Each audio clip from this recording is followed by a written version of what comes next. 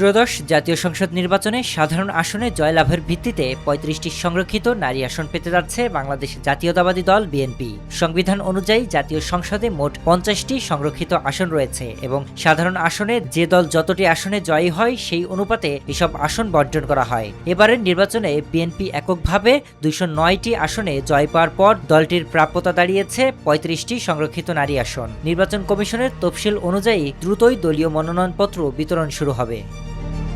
EC জানিয়েছে, রোজার মধ্যেই সংরক্ষিত নারী আসনের নির্বাচন আয়োজনের পরিকল্পনা রয়েছে এবং ঈদের আগেই প্রক্রিয়া সম্পন্ন করার লক্ষ্য রয়েছে। সাধারণ নির্বাচনের ফলাফল গেজেট প্রকাশের ৯০ দিনের মধ্যে সংরক্ষিত আসনের নির্বাচন আয়োজন সাংবিধানিকভাবে বাধ্যতামূলক। দলীয় সূত্র বলছে, শতাধিক সম্ভাব্য প্রার্থী মনোনয়ন পাওয়ার আশায় ইতোমধ্যে সক্রিয় হয়েছেন। অনেকেই শীর্ষ নেতাদের সঙ্গে যোগাযোগ বাড়িয়েছেন এবং ঢাকায় অবস্থান করছেন। তবে চূড়ান্ত সিদ্ধান্ত আসবে দলের হাইকমান্ড থেকে।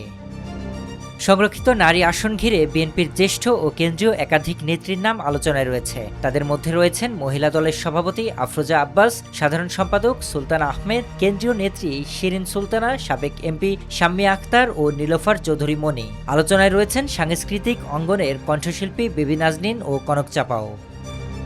বিশেষভাবে আলোচনায় রয়েছেন ঢাকা জেলা বিএনপির সাধারণ সম্পাদক নিপুণ রায় চৌধুরী। এছাড়া বিভিন্ন জেলা ও অঙ্গ সংগঠনের আরও কয়েকজন নেত্রীর নাম সম্ভাব্য তালিকায় রয়েছে। দলটির একটি দায়িত্বশীল সূত্র জানিয়েছে, যোগ্যতা, সাংগঠনিক অবদান ও রাজনৈতিক পরিস্থিতি বিবেচনায় নিয়েই সংরক্ষিত নারী আসনে মনোনয়ন চূড়ান্ত করা হবে। বিএনপির ভারপ্রাপ্ত চেয়ারম্যান তারেক রহমান এ বিষয়ে শেষ সিদ্ধান্ত নেবেন বলে জানা গেছে।